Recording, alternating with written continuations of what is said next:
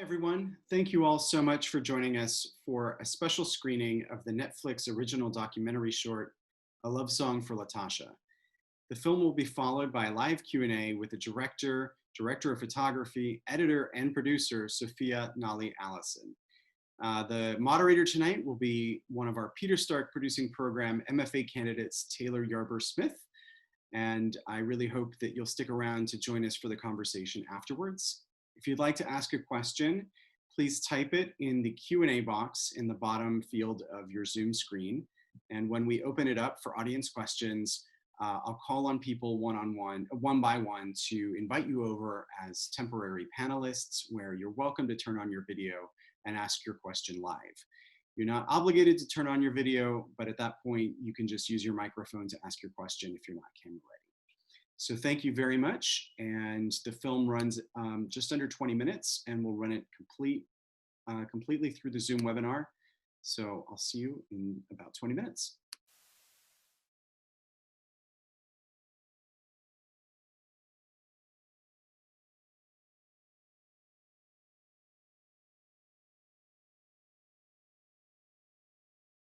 That was amazing. I'm acting like I've never seen it before, but I obviously. Thank you. I appreciate that. And I just want to thank you for being here and everyone for being here, and give you, a short introduction before we kick it off and talk about that incredible film. But we're here with Sophia Nahli Allison, a Black queer radical dreamer and experimental documentary filmmaker and photographer from South Central Los Angeles. Shout out.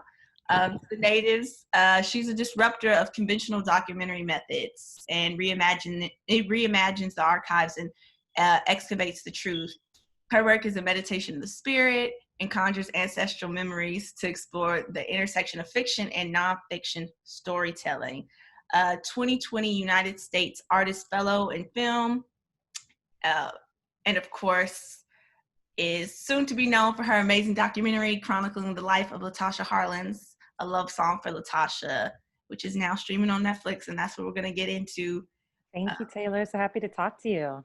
Thank you. I'm really feeling the energy through the screen. It's that yes, I love a good vibe. Also, my internet was acting a little weird, so let me know if I get choppy at all. Oh yeah, I'll let you know. And before we jump into it, I personally, I hold Latasha's story so tight to me. It took me, this is a short film, it's 20 minutes. It took me 3 times to watch this, to sit back down and okay, for my classmates and fellow SCAers, is my mom is from South Central, Paloma, shout out, and she was 12. She lived in, when Latasha died. My mom was 12, and she was a Black girl growing up down the street from where I had. Yes. And she kind of, I wasn't born yet, but the story lives through her, the life of Latasha. Yes, it does. Yes. Yeah, she passes that to me always, so I hold it dear. And thank you for that. That's beautiful. Yeah, no, with that said, I just want to thank you for also keeping Latasha alive always. And to start with, how important it is and timely. And I think her story will always be timely, but how important it was to you to put, pen to page and then to put it on screen, and why now, and just how that experience was for you. Absolutely. So I actually began this project in 2017. I had moved back to Los Angeles to take a job at a production company creating short documentaries. And I felt that that was the time for me to revisit this story and really create something that reimagined her beyond just the context of her death. And so I actually pitched this project to the company where I worked, and I told them what I wanted to do. I thought we should do something a bit more experimental, and they actually turned the idea down. And so I made the decision to quit my job about a month later and begin working on this project. I had no idea what I was doing. I had, no funding, no backers, but I just had a group of close friends who believed in this. My creative producer was actually in the master's program at USC, in the MFA program in the cinematic arts, Janice Duncan, shout out to her. And my dear, dear friend, brilliant music supervisor, producer, artist, Famu Dorji, he and I grew up together in Los Angeles in South Central. And I asked him to be a producer on the project, and it was just us 3, and we came together and began working on this. But what's interesting to be speaking with you all with USC is at this time when I began filming, I was recruited by a group of Black filmmakers, all in the master's or PhD program at USC. And we were in a short-lived group at the time called TBA. And so Marawi Garima was also in this group, and his film Residue just came out on Netflix. And so he and I were both creating these films for, these love letters and these love songs to our home. So Taylor, you just had to bear with me for 1 second to shout out the group of USC. They're all alumni now. But Janice Duncan, as I mentioned, as the creative producer, we had Rishan AZ, Marawi Garima, Daryl K, Rachel Summers, Callie Mae Lyons, Dr. Falana Payton. She just got her PhD from USC this spring. Yes, this spring. Janelle Brown and Russell Hamilton. We were all in this collective together, dreaming, having radical discussions of how we decolonize filmmaking. So that group of people really inspired me in that process. And I felt so grateful to have been collected by them at that time and held by them. But I really wanted this film to be an archive for the community. I wanted it to be an archive for South Central. I call A Love Song for Latasha a spiritual archive, because it really, there's no archival footage within this. People always think we are using and mixing archival, but everything that is in the film has been intentionally created for this piece, with the exception of the images of Latasha. So I reached out to Latasha's cousin, Shanice, and her best friend, Ty, in early 2017 and shared with them what I wanted to do. And I really wanted them to have the agency and the consent to decide whether or not they wanted to do this. I did not want it to be an extractive process. I didn't want it to be anything that would re-trigger them or cause the re-trauma of this incident. So really wanting this process of, what became a 2-year process of creating this was very spiritual, very holistic. And we intentionally carried Latasha with us the entire time. No, we really do. If you're from LA and you don't carry her story, I don't trust you. I love that. And I love you taking the time to shout out your folks. Like, feel free. Yes, thank you. I'm just here in my little Zoom box. I love it. It's for you. So it's for you and it's for the people. So I'll get into, honestly, this film left like no rock unturned. It really didn't. Everything down to touching on, Latasha's origin, her mother. It kind of started off right there with the passing of her mother. And it's a sad bit to get into, but I would love to start there and to discuss kind of those conversations that we leave young Black women out of. Mm-hmm. I thought in particular of Naomi Wadler in her speech that she gave. And I was recently featured in Lovecraft, in an episode of Lovecraft. And it was yes. I love that show. Obsessed. A little excerpt from her speech was, yes. I represent the African American women who are victims of gun violence, who are simply statistics instead of vibrant, beautiful girls full of potential. And it kind of speaks to how we're left out of that dialogue when we talk about gun violence, and to know that 2 generations of women, literally, women and a young Black girl can be wiped out by that, and how that conversation is just like so central to have in Los Angeles. How important was it to you to include the passing of her mother? Because you didn't have to start there. You could have started somewhere else. So how important was that to you? I wanted people to understand how strong of a character Latasha was, and how her mother's death is something that really left that imprint on her to make some sort of difference in her community, to be a protector of her siblings, to, carry her friend Ty and her other friends close to her, and just really be someone that wanted to see people excel in their dreams. Latasha wanted to be a lawyer primarily because of what happened to her mother, to get that justice. Sorry, I have a safety alert, to get that, that justice for her mom and to make that difference. And it's very haunting to me to know that they died in a very similar manner. And I know for this film, I wanted to force the audience to have to excavate this information. It's too easy when we learn about Latasha or read about her that she's just a headline, or as you mentioned, she's a statistic. And what happens when we have to do the work to get to know who Latasha is, that we will not get this answer of what happened, because her death is just a small percentage of her story. This whole film is a small percentage of who she is. So I didn't want the framework to live around her death. We were very intentional not to include the footage of her killing in this piece, because that's too easily accessible. People see that all the time, and we don't need to remind individuals of the death of Black bodies. I wanted this film to be healing for Ty and Shanice, to be healing for Black women, to be healing for the community.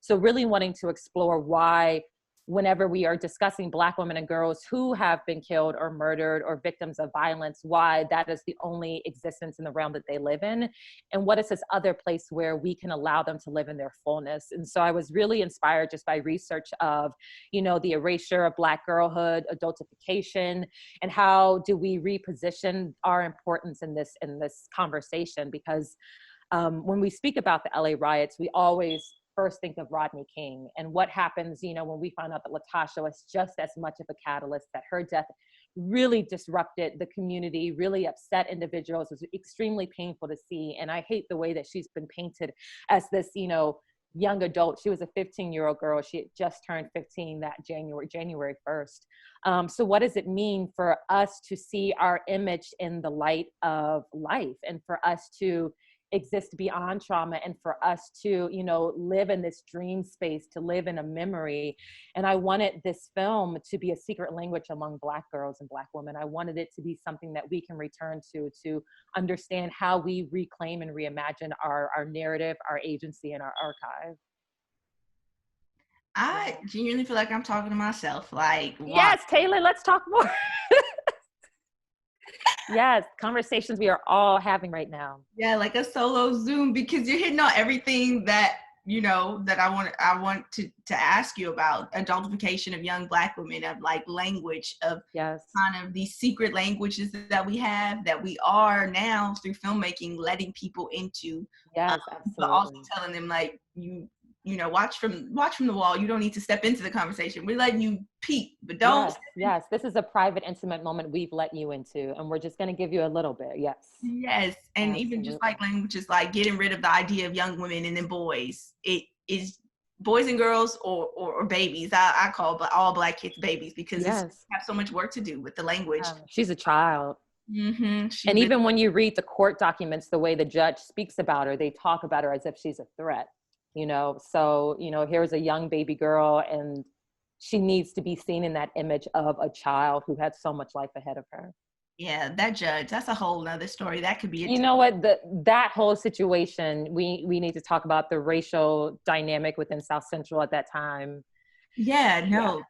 Yeah, because in this call, it's a lot of people from all over, and like the specific relationship that still occurs today. I have friends who come here and they're like, Taylor, the tension in LA between the people who own the stores and the people who visit them is just like, it's the strangest thing I've ever felt. Like, I've never felt anything like that. And I'm like, very palpable, is very relevant, and we'll definitely get into that. I do want to touch on like the things you just said about adultification and secret languages, and now like the transition of like oral storytelling, and how important that is to filmmaking for Black people in particular, because everything that we have and keep alive has been word of mouth for so long, and then writing. But filmmaking, people, will say like, oh, well, it's not as powerful. It's like if we all just went to law school and did this or that. And it's just like preserving our stories. Yes.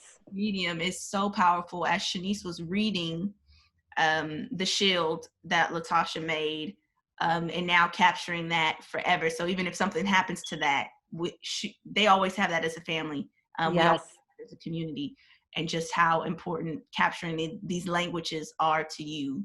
So absolutely. Thank you for saying that. For me, it was, when we think about just our history and how Black women have been archived and how we've been erased, and our preservation, it's just, bits and pieces that are scattered. I was so inspired by Saidiya Hartman's piece, Venus in Two Acts, and just her idea of how we rebirth these archives and how we add our language and our imagination into stories that are no longer there. So wanting to collect this oral history while we still have it, just because there's no tangible documentation doesn't mean we did not exist, doesn't mean our stories and our memories are not valid. Yeah. No, definitely. And thank you. And I love that you understand that, like, and of course that her death was impactful on LA, and it was very important, but more than anything, that was one moment of her life, and she lived, you know, years before that, and how important that was to capture. And I think what a lot of us are learning after the death of Breonna Taylor is to know more than just their names, is Yes. to know that they were these full people. To know their You know, story. Yes. like Latasha liked to play basketball, and she wanted to be a lawyer, and that she was like a hero, and she stood up to bullies. She was more than just like a name. And Yes. Ty did a beautiful, beautiful job of telling her story. Ty is a storyteller. She's a poet. She's a writer. She's brilliant. I call her the wise one because she just drops gems left and right. She really is. She really is. And from my understanding, she is a poet by vocation, right? Yes, So, yes, so yes. yeah, it really was a love song. You could feel all the love that Ty has for her, and just how special was it to really capture things from Ty's point of view for you, and how did you choose which stories that she told to really build the documentary around? So it was really hard when it came to like, what stories will I incorporate that, you know, Ty and Shanice have shared with me. And there are some that I'm like, man, I want to let these live somewhere else one day and to have this audio. And I would love, you know, just to keep collecting these stories of Latasha. But for me, I was really focused on just how can I build this nonlinear arc that introduced who she was, that provided these nuanced, intimate moments of her. You know, there's one story I love that Shanice shares about when Latasha chipped her tooth, and Latasha still would go around thinking she was hot shit, you know, with her mouth grinning and her smile so wide, and you see this little chip in her tooth, and her grandmother finally got it fixed for her. But just moments like that bring such character and life to Latasha. You know, hearing stories that Ty would share, just them having to run home and hop through the backyard to get home before the street lights came on. You know, it was extremely hard, but so Janice and I, my creative producer, and I went through the script a lot of times, just rearranging, just understanding the feeling, understanding the journey we wanted to go through, and really wanting it to stay within the frame of a short story, not wanting it to be a feature length, because I feel if that were the case, you know, I would want to speak to more people, but I wanted this to feel very intentional. And two young girls, Shanice was 14 years old when this happened, and Ty was 15. So what is the viewpoint of the young children who experienced Latasha's death? So often when we hear Latasha's story, it's from the viewpoint of adults. You know, adults are the ones taking up the space and protecting the children.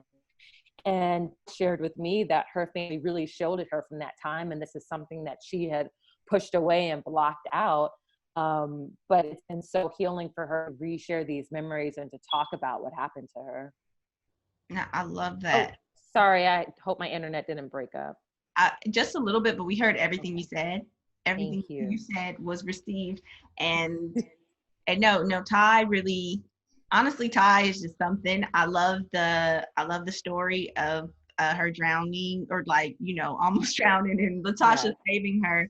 That to me is like such a poetic thing. And even just how she adds little detail of like, I was drowning, but I could still hear. No, I love that. Yes, yes. Yes. For me, that feels like a lot of things. It feels like this year, of like just so much can be going on, and but we're experiencing things. And also with Latasha, just like that story represents just what she was to people. Yes. And what she did for folks, and the reenactments especially. And I noticed that you decided to reenact some things and animate some things. And how did that come about? Yeah. So I knew that we wanted to use an animator at the very beginning of this project because I was just thinking of all the ways I could really break traditional and conventional documentary methods, and especially what does it mean when you don't have an archive to pull from, and whether there are other ways to reimagine that. And so our animator is a phenomenal Black woman based in Los Angeles, Buki Bodunran, Ade Bukola, we call her Buki. But my creative producer and I, we went and talked to Buki, and we shared with her what we wanted to do. And we were like, the part that we really want to have animated is when you start to learn about her death. Because we did not want to show the footage. I did not want to reimagine that. I did not want to have any young girl looking at a gun. I didn't want any sort of violence in there. So I look at this part as the deterioration of the archive. This is as far as I was able to continue to build the story. And Ty is so lyrical lyrical and so poetic, and you just can't help but attach to her words, that I almost wanted to leave that part Black. I just wanted the audience to sit and listen to Ty. But, we were advised that we shouldn't just leave 3 minutes Black. And so we met with Buki. Ooh, you're going out a little bit. And shared with her that stitching together of oh, did I break up? Yeah, you said you met with Buki and then it Yes. up for a little bit. Sorry, thank you so much. We met with Buki and we shared with her that we wanted the animation to be like the stitching of these memories together, the deterioration of memory, how trauma impacts how we remember. And so we gave her that section to listen to. We let her hear the entire film that we had so far that we had cut down. And she created something beautiful for us. This was, we wanted the archive to break down, the archive to come back to life. We wanted the audience to have to rebuild this story with Ty, and animation felt like the right way for us to do that. We wanted the audience to take Ty's words, to take this imagery and rebuild this image and this experience for themselves.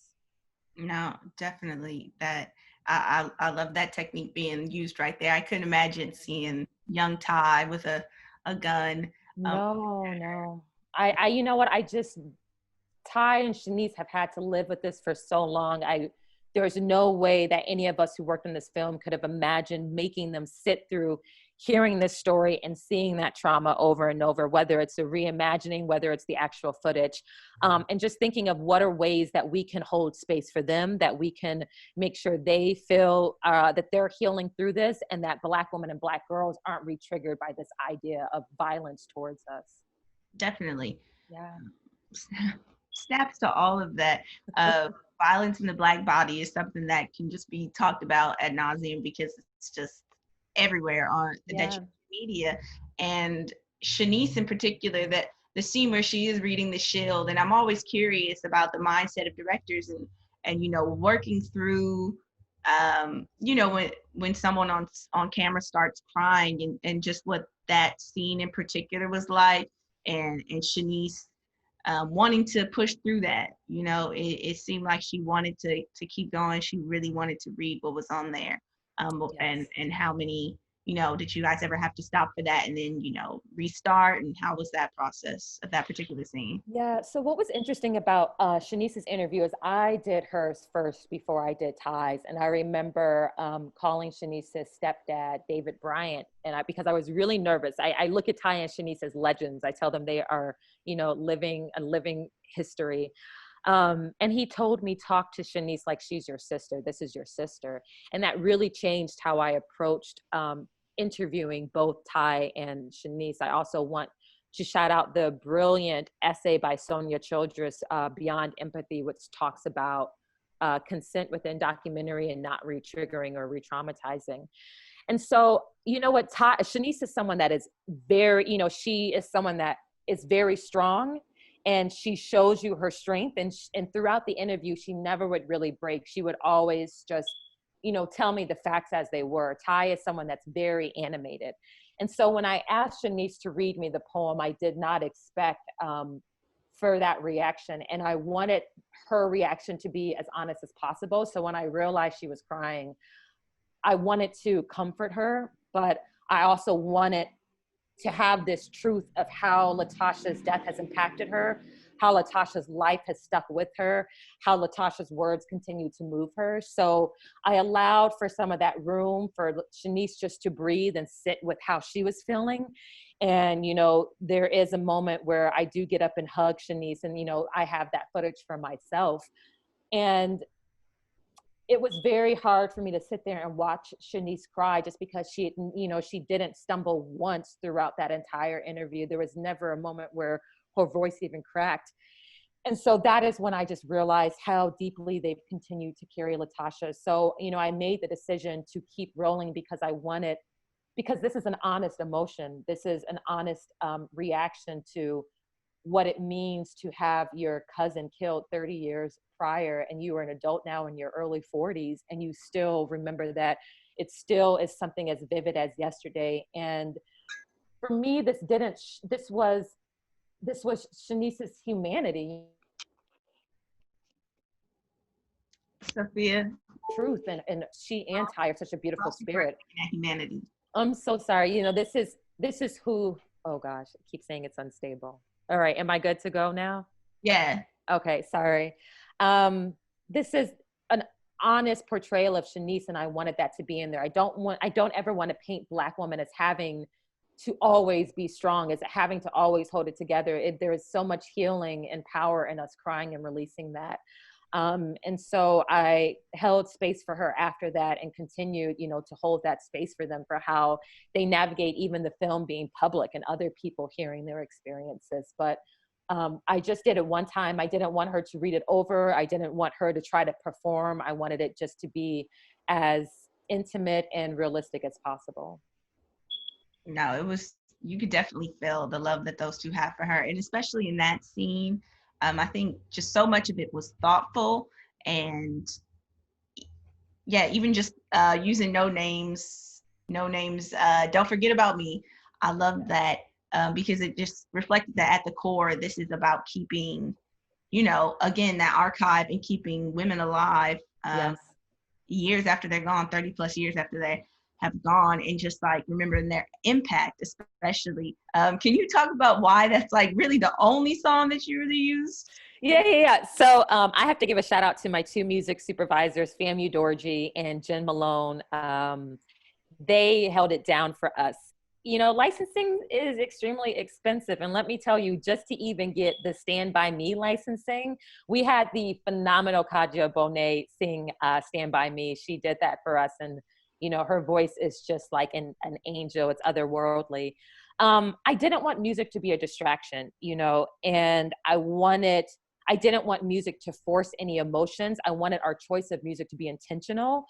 And so Stand By Me was a song that I knew we had to use because that is a song that Shanice and Latasha would sing to and play and love listening to whenever they went to Tam's Burgers. And Don't Forget About Me, No Name's lyrics for that song just so perfectly describe what it means when the body is no longer here, and that we exist beyond the body, and that our spirits continue to breathe and to live. You know, so the lyrics are, you know, even don't forget about me. I know my time will come. And just wanting Black women to show up in every part of this film. So the two singers that we have are No Name the rapper, you know, Kaja Bonet and No Name, these two Black women giving us this love song, giving us the soundtrack for her. So we wanted it to just feel intentional, and I didn't want to start trying to pull in any other songs. You know, I would have loved to have used Tupac's. You know, Tupac mentions Latasha all the time, but it felt right that Black women were the ones creating music for Latasha and allowing their words to wrap around her. No, definitely. No Name's lyrics were just like, to me, were just so, you know, like I was like, is this an original about Latasha? No, but Yeah. it really could have been. It's the ones that stuck to I pray my soul is eternal. I pray they don't forget about me. And I was just like, no, definitely. In films like this will definitely keep her alive. And people, you know, knowing how central she was to LA. Yeah. The part where Ty talks about Tams and walking down Fig after you get hot fries from the store. Yeah. Oh, that's actually Shanice. Yeah. Yeah, Shanice. Yeah. I felt like, why is she telling my business? It was like, it was just so real. Hot fries used to be like, don't even bring them up, but that's so funny. So real. And I wanted to speak to the footage that you used during those moments of the young women, you know, walking down the streets, and of course the central palm trees of Watts and South Central, and the reenactment where who is supposed to be Latasha is running, you know. Yes. Yeah. And those type of decision makings, and when you're, you know, cutting this story together, how you decided the format and order. Yeah, so I always wanted the image of Ty, Latasha, and Shanice to shift. I never wanted it to feel like I cast someone specifically to portray them, because when I wanted people to watch this and say, Latasha could have been me, Ty or Shanice could have been me, I know this person, I can see this person. So the majority of the young girls I used, with the exception of maybe 2 or 3 people in the film, none of them were actors. All of them are real everyday girls. And some of them were actually the children of people I've gone to high school with, you know, that I went to high school with in South Central. So it's this beautiful celebration and this beautiful way that community came together to tell her story. I'm going to kind of jump into this question to another one that will guide this. But we did, Janice and I did a lot of ancestral work for this project of what does it mean to, again, like decolonize what we imagine a documentary structure to look like. You know, we didn't have these rigid schedules. We didn't, you know, sometimes I knew what I would want, but I would just allow for the organic moments of whatever I was filming to come to life. And so there was one day where Janice and I went to a church in South Central that I've always been fascinated by. I just love the architecture of it. And we went in one day when no one was in there, and there are these beautiful, it's covered in this most beautiful velvet, purple, you know, the seats, the floors. And I told Janice, I think we need to film here tomorrow. We have one of our girls meeting us. I think we should come here. But we both were like, we haven't talked to anyone about this. We don't know whose church this is. I don't know how to get in contact with them. And Janice was like, let's just come back tomorrow and see what happens. And when we go back to the church, we meet Yvette Martin and Antoine Martin. Antoine's father is the pastor of the church. So they just happened to be there. And then we meet their daughters, Hannah and Faith Martin. And Yvette, their mother, allowed the girls to be in the film that day. She allowed them to be a part of it. And it was the most beautiful experience of community coming together. And she even shared with us how she remembered Latasha's death, how she remembered Latasha's story growing up in South Central. And so the day at Tam's Burger, one of the amazing young actresses, or I shouldn't call her an actress because she's not, but Zoe, her father shared that he used to come to the same burger joint and grew up here, you know, in South Central. So everything just felt like the spirit was moving us. We always held Latasha with us, always spoke to Latasha. There would be days where we just would walk throughout the neighborhood, no camera in hand, just wanting to feel the energy and the memory that Ty and Shanice shared with us. So wanting the image of the young girls to always shift, wanting the images to blend into each other, to feel like we're moving throughout this dreamscape, we're moving throughout someone's intimate memory. I really wanted to play with time and have it be very nonlinear. What does it mean for the past, the present, and the future to all be in conversation and all be together, rather than just here's the beginning, here's the middle, here's the end. But, you know, this is something that is always carried with us. Even if I'm walking in South Central now, Latasha's spirit is there. And wanting the film to just take on a very spiritual and unconventional journey. So what's interesting is we open up with Zoe at the beach, the young girl at the beach. And I couldn't understand why I was so drawn to this image of a young girl at the beach near waves, at water. And then it wasn't until the very last moment of filming, I think the last month of 2018 when we were filming, and Ty shared with us that the beach is the place she goes to where she feels safe, where she feels at peace, where she just, you know, where she's able to relax and release herself. And realizing that that was our beginning, that was our ending, that was our opening for how we are reborn with water, how we carry stories and memory through water. So just allowing things to be very organic. Every day after filming, I would come back in and edit and just move around and play with the different scenes because I wanted to feel a specific rhythm for me. I love the rhythm of editing, and I just had to discover what Latasha's beat should be for the film. Yeah. Yeah. No, I love that the film definitely had a rhythm to it and a musicality, and everything flowed very well. Before I jump into the next question, just want to remind people, Alex reminded everyone in the chat, but start sending your questions, folks, because me and Sophia children, we could be going all night if y'all leave it up to me. But I did want to, and it's always one of those things where I don't want to shift away from the work, but I know that the politics surrounding it and the humanity surrounding it is very important to you, and I feel like you wouldn't want to leave this discussion without talking about the politics and the tension of being a Black woman in South Central, and what it's like to be an insider, to know this is your space, and to also at the same time be an outsider due to so many things like ownership in land in LA, the complexity of that. Wow. Yeah, I wanted Black women to take up all the space in this film. I wanted South Central to be their queendom, their kingdom. I wanted them to run that area and that town. You know, so often when we think about the image of South Central, we think of stories where, you know, a cis hetero masculine presence, it's what takes up the space. And when we have these stories of Black women and Black girls, they are often demonized, sexualized, victimized.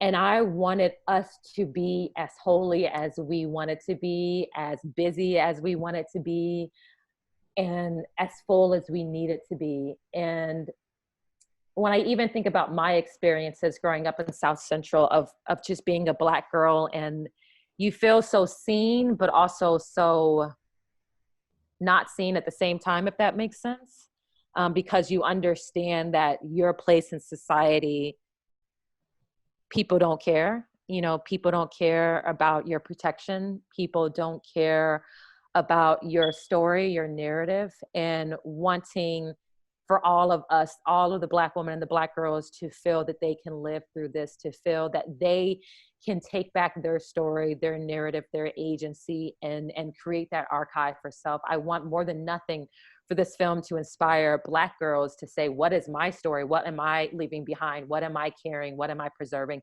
And not leaving behind in the sense of death, but just leaving for the next generation. You know, what are we going to let people know about us?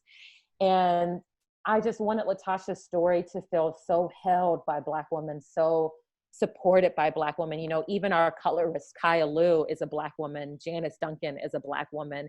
You know, wanting Famu Dorji is a Black man, but wanting Black women to be a huge part of this creation, wanting us to be the ones where we're looking through the lens and seeing ourselves. So I don't know if I've gone off topic with that, Taylor, or if I'm answering your question, but I just wanted Black women to take up all the space with this. I don't think there's any wrong way to answer my questions, because again, like, we're here to just, you know, hear everything that you have to share about this film and to share about Latasha and her story. And so, no, you answered it perfectly.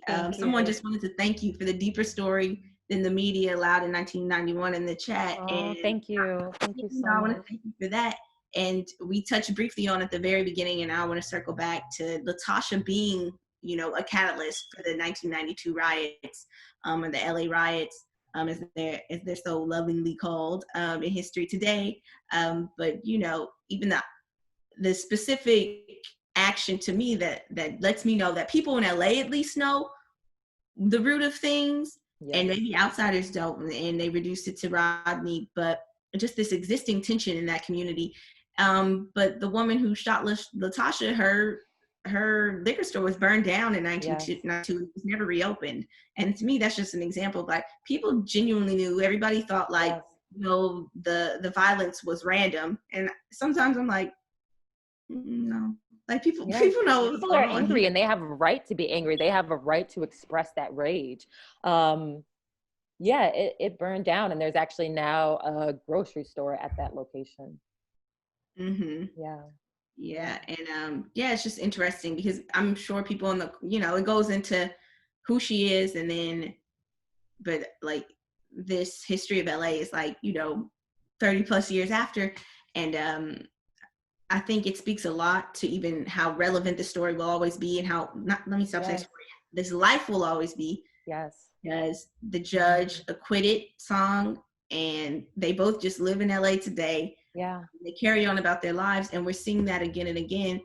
And it's interesting, and I'm glad you didn't include the footage because of her passing, but the normalization of Black bodies dying. Yes.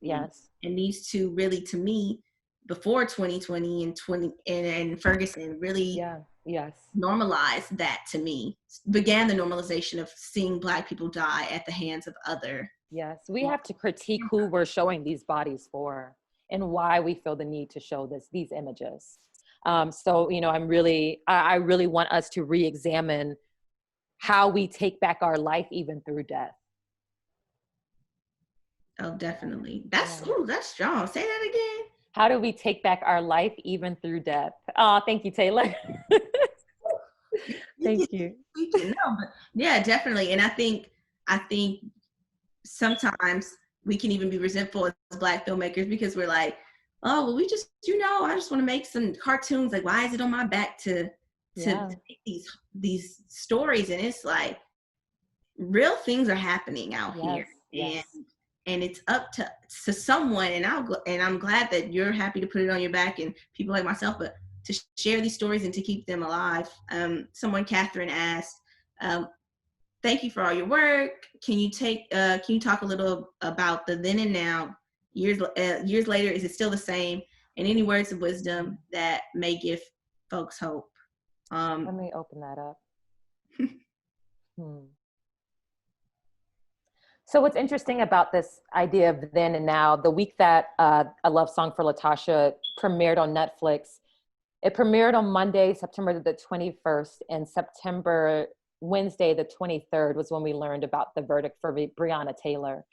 And I remember I was doing a panel later that week and someone asked, how have I celebrated, or how, what am I doing to celebrate the release of the film? And I realized that I can't celebrate this right now because we are still seeing Black women be killed and their murderers not, held accountable, and the system's not being held accountable. And so for me, the work feels like it'll be done when Black women are no longer, when we cherish these lives and we protect one another.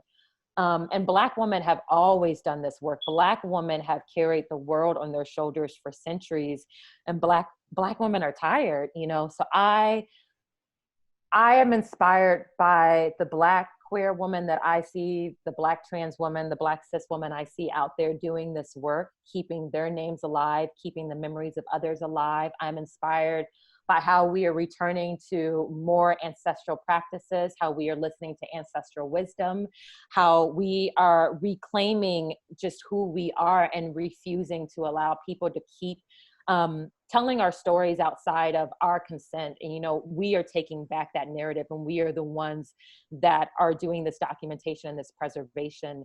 And so what gives me hope is just understanding that we are returning to such a brilliant space of understanding who we are as spirits, understanding who we are in the past and in the future.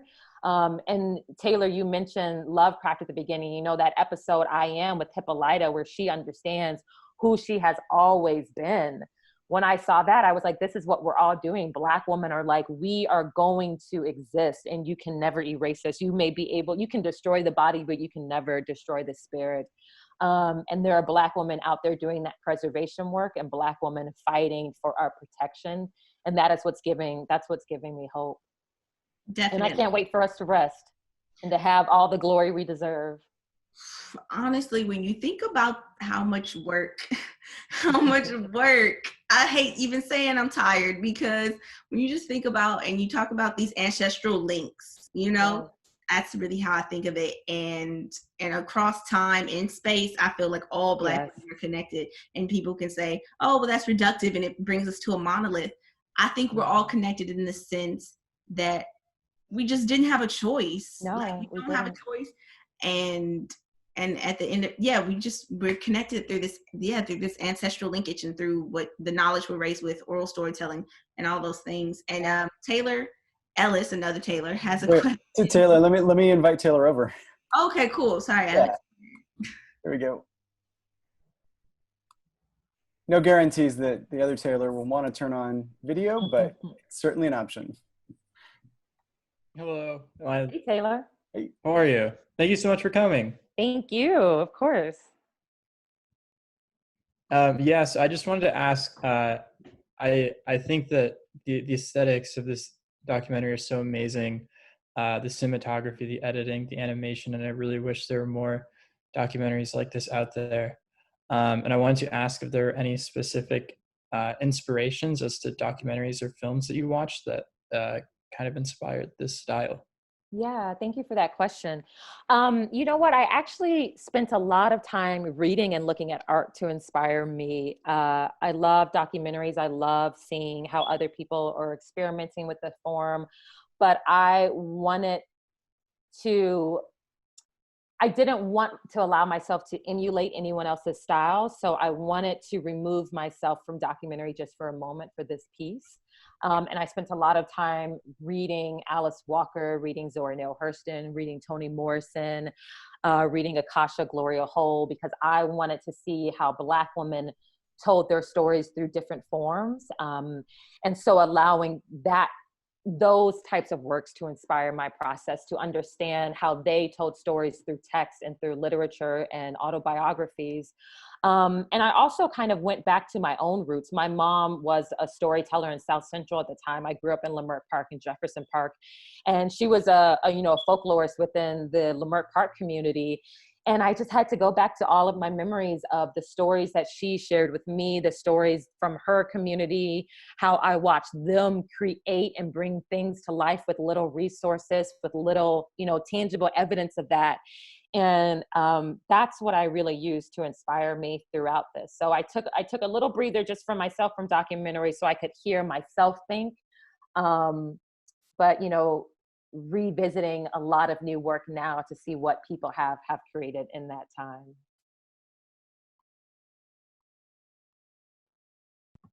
Are you Awesome. still? Thank you so much. Yeah, you're so welcome.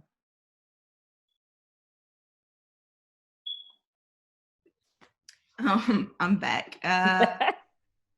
Yeah, Sophia's like, okay, y'all, give me a break from Taylor. But no, Taylor, I love your energy. You can stay. Please do. I don't know how I have so much today, but I do. I know how because I'm excited. But if we're going back for a rewatch, because like I said, I watched it before, what's something that maybe we didn't see before that you would really want viewers to look out for and really want us to see? Wow. Damn, Taylor, why'd you hit me with the hard question? The way my mind works is so powerful. Wow. I want people to really focus on the editing. I want people to focus on how each scene is in conversation with the next. Actually, you know what? To Taylor's question, I was very intentional about using a VHS aesthetic because I wanted to juxtapose the footage of Latasha's death. And I wanted this to feel like a home video that maybe Latasha, her family, someone made, and we found this home video. So, thinking about the aesthetic of the 1980s and the 1990s. But I think I really want people to focus on the editing. I think there's a story within the editing, so much more than just the visuals. The editing is what really leads us through that. And that's the one thing I can really think of. There's so many little scenes that like spark in that maybe exist for only a frame or two that you really would have to like pause to see what these images are. There are some images I even forgot I put in the edit because it happened so quickly, and only when I'm like going through frame by frame I remember and realize. There are, it's very evident there are moments where things are in reverse when I'm playing with time, but the very opening scene, the footage of the water is happening in reverse. And then at the very end, the water is coming in the right direction or the wrong direction, depending on, where you want to exist in that ideology of time. But I think for me, I want people to really sit with the editing and also watch the film silent and just allow the visuals of these Black girls to heal you. Yeah, I love that. It really harkened on a time for me of the images of all the different Black girls. And I love that you pointed out that, it wasn't one particular Black girl was Latasha, because like you said, these ancestral links that throughout time or space, it could be any one of us. Yes. That really anybody could have been Latasha. And that's why her life is so important. But also what's interesting to me is, I always do this, I like lead it to it and I blank real quick. But the fact that, it harkened to me the time of the Carefree Black Girl movement. Yes, what happened to that? And nothing. It still existing? Okay, maybe I just haven't been on social media. Yes, that movement, that period is so important. From social media to putting it to practice. Yes. You know what I mean? I like, what is it? Maybe last semester I had like long hair down to my back, and I was like, one day I just woke up and I was like, I'm gonna shave my head. Yes. I just didn't care, and I love the short look. It looks so cute. It just shifted to real life. Like it just, I think it hopped off of social media, which is what we need. Yes. For things to hop off of these digital spaces and become live. Yes. Seeing all these Black girls in the fields with the flowers and the flowers in their hair, harken back to me that carefree Black girl spirit. And that's really what was captured through Ty, Shanice, and also Latasha. Of like, even with Shanice, Ty is like, I'm coming back outside, but I'm not going to the pool. I love that line so much. I love just how honest, like Ty did not try to change anything. It was, let me tell you, Ty's interview was me and Fam, and she like controlled that interview. I was like, all my questions are out because she's just telling me a story and I could just sit and listen to her for days. No, definitely. She's definitely like a storyteller, Yes. poet, a true poet. Yeah. And I love that you bring up Carefree Black Girl, because when I think about it, when I began working on this, it was, hashtag Black Girl Magic was everywhere. And that's a hashtag. Like, I lived through Carefree Black Girl and Black Girl Magic, and I just haven't thought back to hashtags in a long time. But that, 2017 and then 2016, just thinking about this piece, that's when it was all happening. Yeah. And honestly, it's been such an interesting, honestly, the past 5 years to me has been such an interesting thing, and to bring us up into this moment of people genuinely like thanking Black women for what happened in this, this past week. Yes, yes. Interesting thing to me, as if we're doing it for them, like as if we're still muling, and it's like, girl, move, like I gotta do stuff for myself, like you yes, like, no, this is for us. Clips on the news and talk about this past week, and how watching people like thank Stacey Abrams and things like that, and it's like, please, the performance has been doing this work. Yeah, the performance, and then the real actual work is very interesting. Yes. It's very Stacey's Stacey, I call her Stacey like I know her. Stacey Abrams, her TED Talk is one of my favorites. If I really met her, I'd be like, "Hi, Miss Stacey." Hi, Miss Stacey's TED Talk is inspiration. Y'all should go watch that. Yeah, definitely. And one thing I discussed with a friend too is again, because we talked about the politics of being Black in LA. It's like, at the time of Latasha's death and at the time of the LA riots, and a lot of people don't talk about it, is like, we're constantly told that, like, get more involved in this and that and things will change. And it comes back to Kara's commentary on hope. It's during the time Tom Bradley was the first Black mayor of LA. You had Maxine Waters in council, and you had so many people with hope then. With more and more changing in Black LA politics and just Black LA life and ownership, do you see, like, businesses and things like that, do you see LA having an improvement in how people feel about Black identity here in regards to from when Latasha's passing?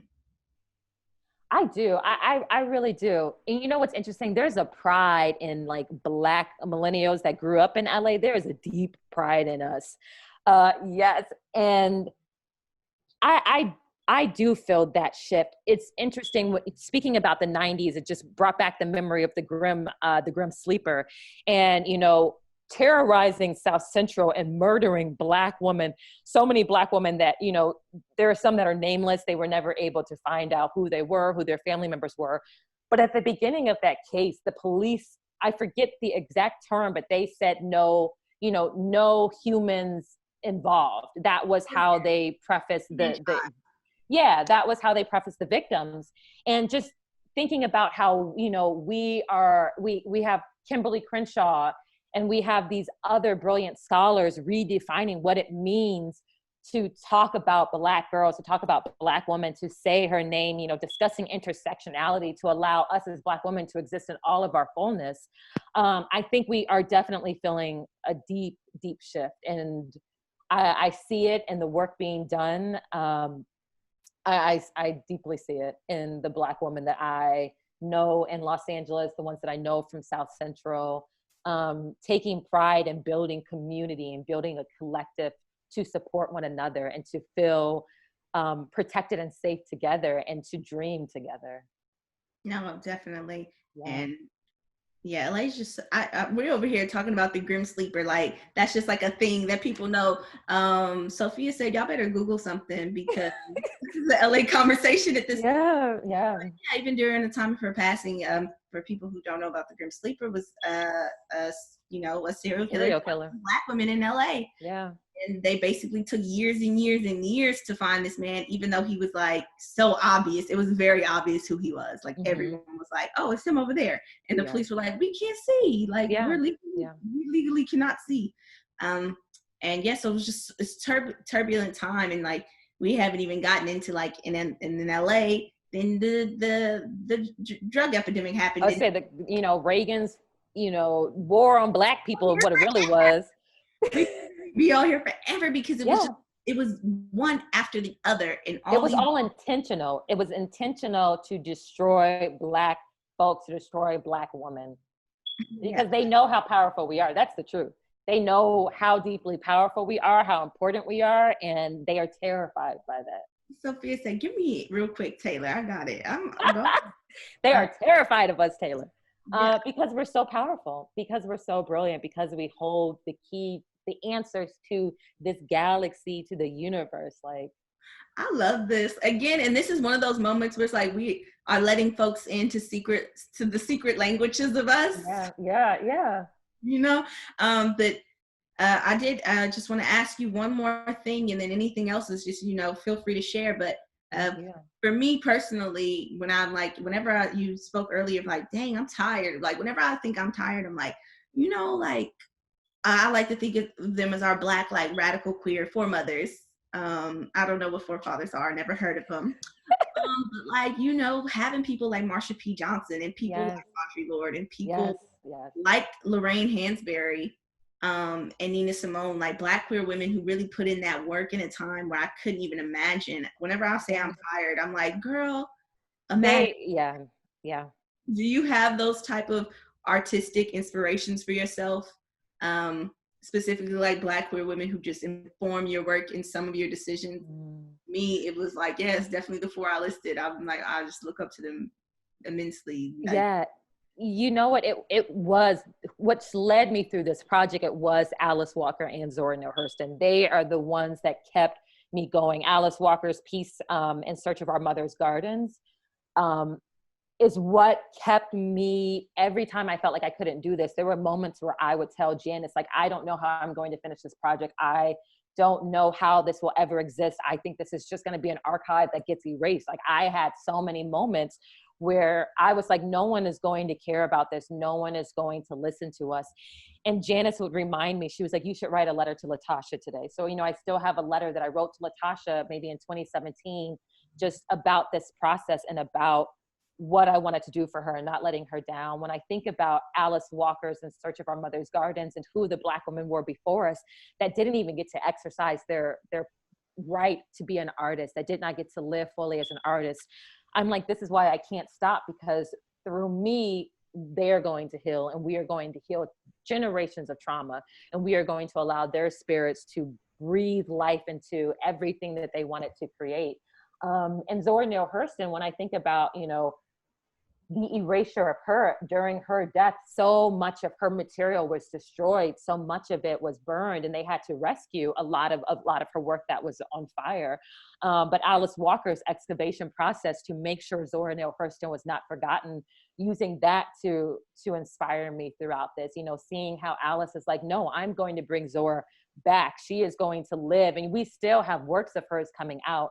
So for me, that's inspired me, seeing just how the spirits have been in conversation with us. So, I believe Zora Neale Hurston's spirit was in conversation with Alice. I believe that Latasha was in conversation with me and Janice and Fam and whoever else we invited into that process of, we are going to keep you alive. We are going to keep your story, your memory alive. And we're going to do that for ourselves too. So I just think about, this work is for the next generation. We're healing the past, and we're creating something for the next generation. We're creating that blueprint for them to keep going.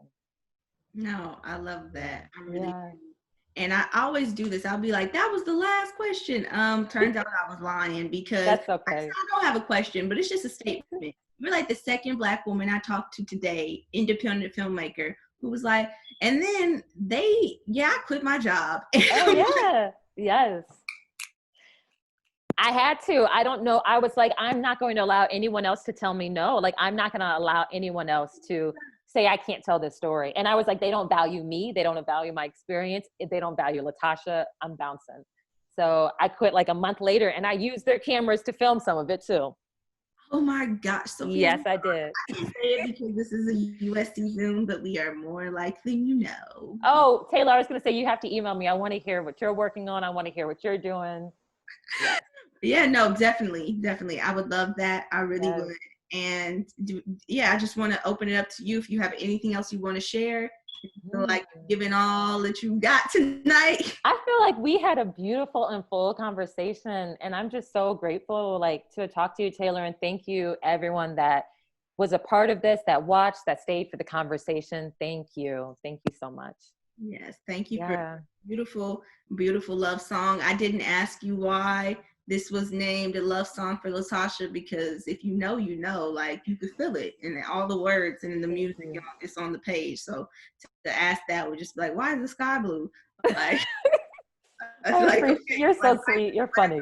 This is green. Yeah. Like, so that, I think that is like very self-explanatory, and yeah, you really gave it to us. You didn't leave anything out, and this you just be very proud of for forever. Honestly, it's always there.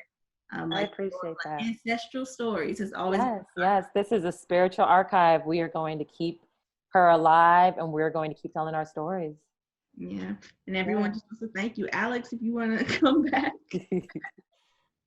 I never want this conversation to end. Oh, thank you. Thank you so much, Sophia. Taylor. Thank you, Alex. Magnificent. Yes, Taylor. So yeah, let's get you to campus when we are all allowed back and can screen stuff in our theaters again. Absolutely. And Taylor, I was going to say, if you're ever open for a social distance hang, let's do it. Oh yes, let's hike. But by hike, I mean the loop at Kenneth Hahn where it's like flat. That is where I spent my childhood. Yes. Like, let's hike, and then I take them on a brisk walk. I love that. Every time a friend wants to hike with me, I'm like, I don't want to hike and talk. That's exhausting. Right now, what are you trying to network it? Like, I can't breathe, girl. Exactly. Like, I'm like, no, baby, no. But we can stand apart at the park. I would love that. Yes, sounds great. Thank you both. Taylor, thank you for your thoughtful questions. Alex, thank you so much. USC School of Cinema Arts. Did I get the title right? Sorry, I have all these friends, and I'm so sorry, y'all. Let's just scratch that part. I'm dead. I always my favorite thing is just tell Alex, like, cut that out of the recording. And Alex is like, okay. Like, don't let anyone know I messed that name up. Yeah, and then most of it is just me going, cut that. And he's like, you at least came close. My dad still thinks I work at UCLA. That's really funny. That's so funny. Wow. All right. Thanks, you guys. Night, everybody. Good night. Thank you, everyone. Taylor, send me an email. Thank you, Alex. Bye. Night.